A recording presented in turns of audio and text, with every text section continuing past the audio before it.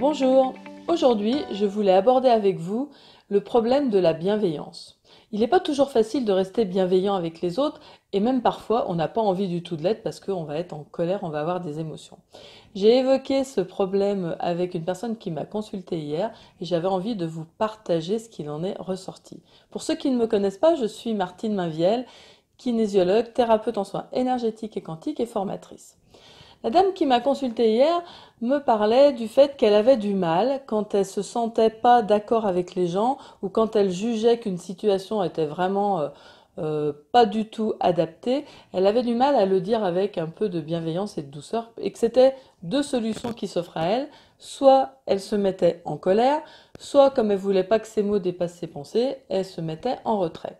Donc elle m'a donné un exemple, elle m'a dit, bah voyez, par exemple, ce week-end, je suis allée chez mes beaux-parents, mon fils a fait quelque chose, je n'étais pas d'accord, ma belle-mère a voulu le laisser faire, j'ai pas voulu qu'on se dispute, donc j'ai rien dit, je me suis mis de côté, mais du coup j'étais pas bien tout le week-end.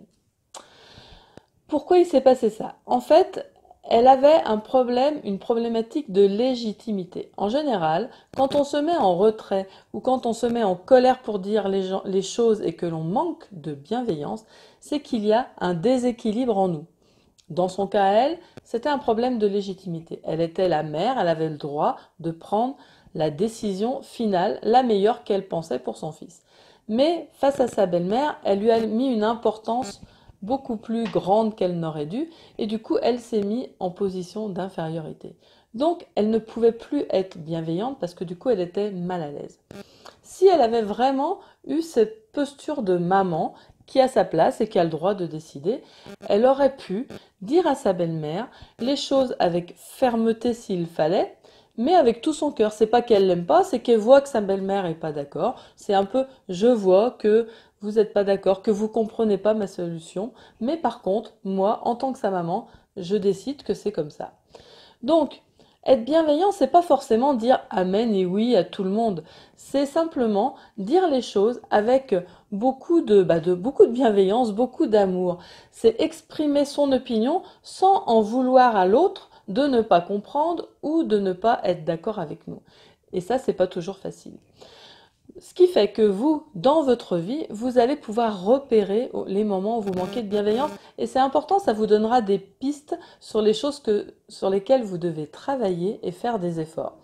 Car à chaque fois qu'on va commencer à se mettre en colère, qu'on va commencer à hausser le ton ou qu'on va commencer à juger les gens, c'est dans ces moments-là qu'on manque de bienveillance.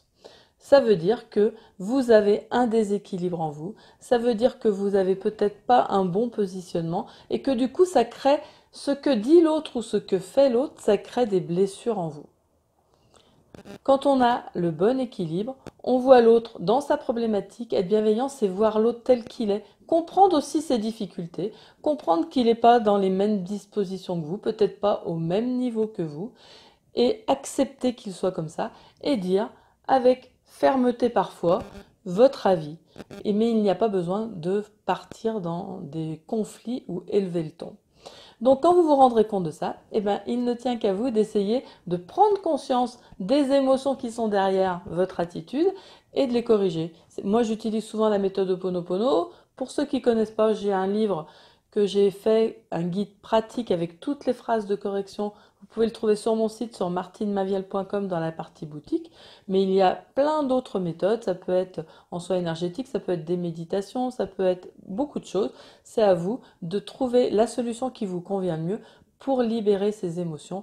Et je vous assure, plus on arrive à être dans la bienveillance, plus on peut dire de choses, même des choses qui pourraient fâcher les gens, quand on le dit avec son cœur, sans aucune animosité, bah, tout se passe bien.